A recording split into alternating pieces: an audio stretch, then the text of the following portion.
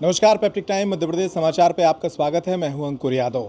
Chhatarpur collector Shilendra Singh को हमने कई मर्तबा विभिन्न एडमिनिस्ट्रेटिव सवालों के जवाब लेते हुए आपने देखा है और हमने वो सवाल किए हैं। लेकिन आज उनका जन्मदिन है और जन्मदिन के मौके पर हम उनसे एक नॉन एडमिनिस्ट्रेटिव इंटरव्यू कर रहे हैं, जिसमें उनके निजी जीवन के बारे में भी जानेंगे, साथ ही उनके ख्याल, उनके सोच, उनकी पसंद, उनकी रुचियाँ, ये सब क्या हैं वो भी इस इंटरव्यू में जानेंगे। सर, बहुत स्वागत है। पहले तो जन्मदिन की बहुत बधाई। आपको बहुत बहुत धन्यवाद। Thank you. सर, आज कलेक्टर का इंटरव्यू नहीं कर रहे हैं, हम आपके विषय में इंटरव्यू कर रहे हैं। एक छोटे से गांव से, उत्तर प्रदेश के वो बुंदेलखंड के इलाके से और यहाँ तक पहुँचना, अगर पूरी जर्नी को 1-2 मिनट में समेटना हो तो उसको बताइए, कैसे वो यात्रा शुरू हुई थी और यहाँ तक कैसे पहुँचे? जब बहुत छोटे थे, जब पढ़ते थे गांव में, तब तो सोचा नहीं था कि यहाँ तक पहुँच जाएंगे, परंतु जैसे जैसे आगे पढ़ाई करते गए, आत्मविश्वास आता गया। फिर सोचा कि जब अच्छा ही करना है तो जो बेहतर है उसको कोशिश की जाए। तो उसको ध्यान में रखते हुए फिर गांव से निकल करके शहर में आए, राठ में, फिर राठ से इलाहाबाद गए, इलाहाबाद से फिर परीक्षा दे करके यहाँ आ गए। और ये सब इसके पीछे केवल एक ही सोच है, या एक ही उसके पीछे मूल मंत्र है कि अगर आपको अपने अंदर आत्मविश्वास है और मेहनत करने का जज्बा है तो आप कहीं पर भी पहुंच सकते हैं और कोई भी सफलता प्राप्त कर सकते बहुत कम लोग शायद आपकी शिक्षा और उसके बारे में जानते हैं कि आप एक बहुत ब्रिलियंट स्टूडेंट भी रहे हैं। इलाहाबाद से गोल्ड मेडलिस्ट और उसके बाद एमपीपीएससी में भी टॉपर रहे हैं। पढ़ाई करते वक्त क्या ट्रिक्स रहती थी आपकी?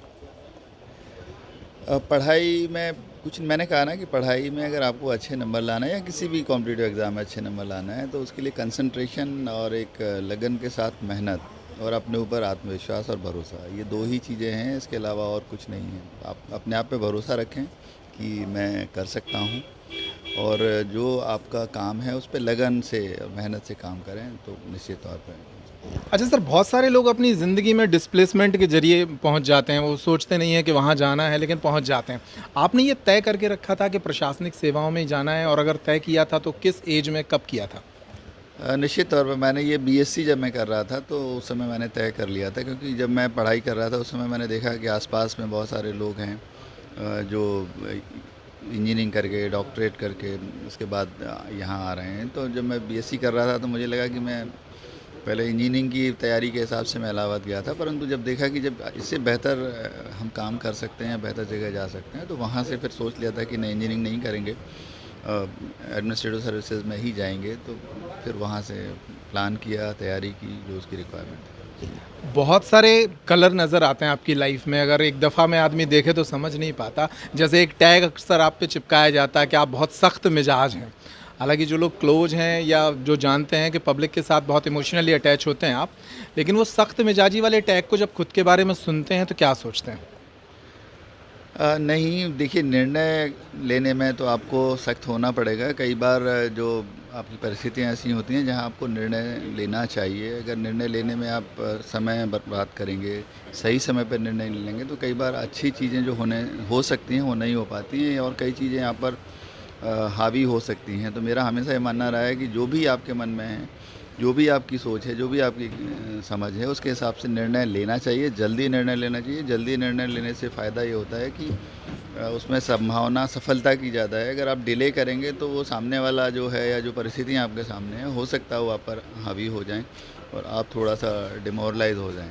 इसीलिए लोगों को लगता है कि मैं बहुत जल्दी डिसीज़न ले लेते हैं, बहुत सख्ती से डिसीज़न ले लेते हैं, परंतु कुछ लोगों के लिए सख्त डिसीज़न भी ज़रूरत है, जो समाज के लिए अच्छे नहीं हैं, समाज में कुछ गलत काम करना चाहते हैं, कुछ ज़रूरतमंद लोगों के हक मारना चाहते हैं। उन लोगों के लिए सख्त होना भी ज़रूरी है, वरना ये संभव नहीं है। भगवान ने भी राक्षसों का वध किया है अगर उन्होंने जनता का नुकसान किया है तो।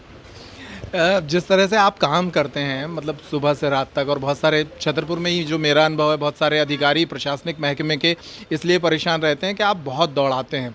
अभी दिवाली की छुट्टियों को लेकर भी शिक्षकों में बड़ा इस बात को लेकर था कि कलेक्टर साहब ने दिवाली की छुट्टियों में भी 2-2 घंटे की क्लास लगा दी है।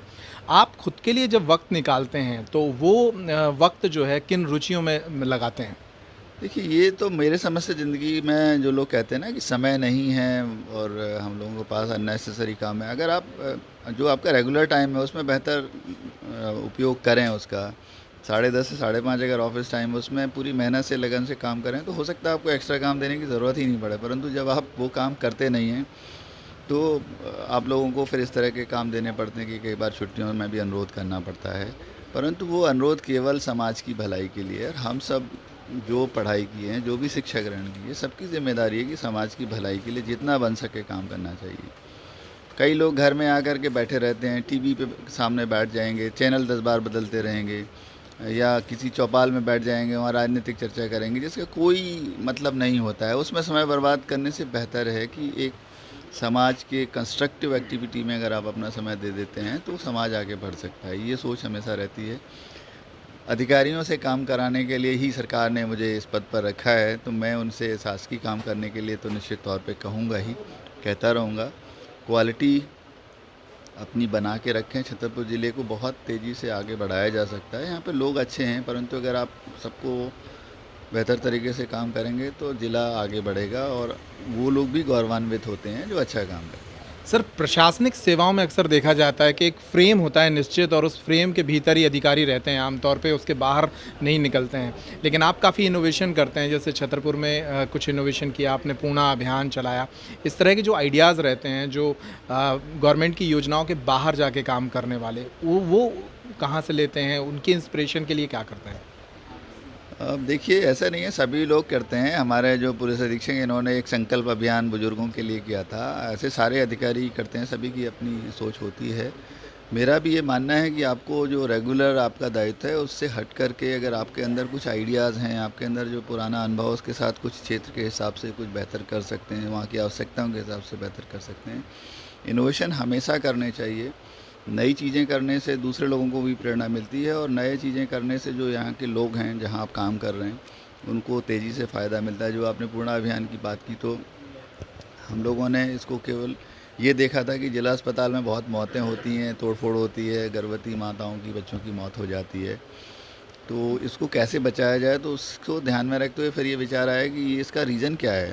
रीज़न ये था कि जब माँ के पेट में बच्चा आता है, उस दिन से लेकर के 9 महीने का समय होता है उसको देखने का, तो उसको ध्यान में रखते हुए इस अभियान को चलाया गया और गर्भ धारण करने से लेकर के जन्म तक उसका देखभाल की जाती है। उसका परिणाम ये है कि जब ये अभियान नहीं चल रहा था तो उस समय लगभग 56 महिलाओं की डेथ हुई थी, जो एनीमिया के कारण या ब्लड की कमी के कारण।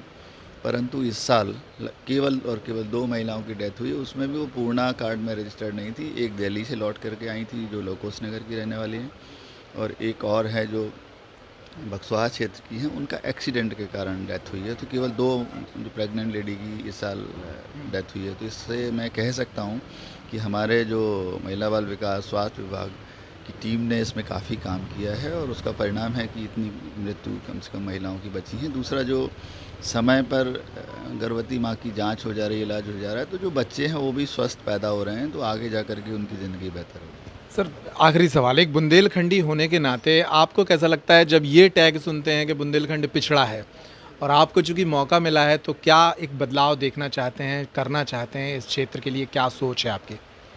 निश्चित तौर पर, चूँकि मैं जहाँ के आप रहने वाले हो, अगर आपके क्षेत्र की कोई बुराई करता है कि ये तो बहुत पिछड़ा हुआ क्षेत्र है, तो बुरा लगता है। हालांकि ये स्थितियाँ हैं, क्योंकि यहाँ पर जो कारण है पिछड़ने का 2 तरह का। एक तो यहाँ विकासवादी सोच लाने की ज़रूरत है। सबसे पहले तो जो केवल मेरा विकास हो ये सोच छोड़ने की ज़रूरत है। सबका विकास कैसे हो, जनता का विकास कैसे हो, ये सोच बनाने की ज़रूरत है। सभी को बनाने की ज़रूरत है, चाहे वो प्रशासन में बैठे लोग हैं, चाहे जनप्रतिनिधि हैं। अगर ये सोच बना ली जाएगी तो क्षेत्र विकास करेगा। मेरा ये मानना है अगले 10 साल में छतरपुर इस क्षेत्र का सबसे विकसित ज़िला होगा।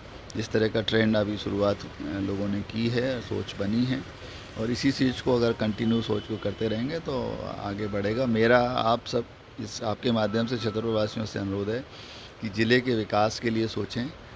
जब ज़िले के विकास की बात हो तो अपना व्यक्तिगत हित पीछे रखें और ज़िले के विकास के लिए एकजुट होकर के काम करें, क्योंकि ये क्षेत्र आपका भी उतना है जितना हम सबका है। आप सब मिल कर के काम करें और इस क्षेत्र को ये टैग हटाने के लिए कटिबद्ध हो जाएं कि ये क्षेत्र पिछड़ा है। इस क्षेत्र को एक सबसे विकसित क्षेत्र करें। अभी बहुत छोटे छोटे एग्जाम्पल्स, अभी इंडस्ट्रियल एरिया अभी छोटा छोटा जो नहीं था, मैं कल देख करके मुझे बड़ी खुशी हुई कि इसी इंडस्ट्रियल एरिया में जो हम लोगों ने एक फैक्ट्री डलवाई थी, उस फैक्ट्री से एक मूंगफली का जो डिकॉर्टिकेटर उन्होंने बनाया है, यही यंत्र बना लिया। तो ये पहले कहीं बाहर से खरीदते थे। ये एक छोटी छोटी शुरुआत है। ऐसे अगर चीज़ें आगे बढ़ती जाएंगी तो क्षेत्र विकास करेगा और यही सोच लाने की ज़रूरत है। सर बहुत शुक्रिया आपका हमसे बातचीत करने के लिए। तो अभी तक हम कलेक्टर शीलेंद्र सिंह को सुनते थे, आज कोशिश की है कि बुंदेलखंड के एक आम नागरिक शीलेंद्र सिंह जो यहाँ के बारे में सोचते हैं उनके विषय में कुछ जानकारी आप तक पहुँचाएँ। इस इंटरव्यू में इतना ही। सुबोध त्रिपाठी के साथ अंकुर यादव, नमस्कार।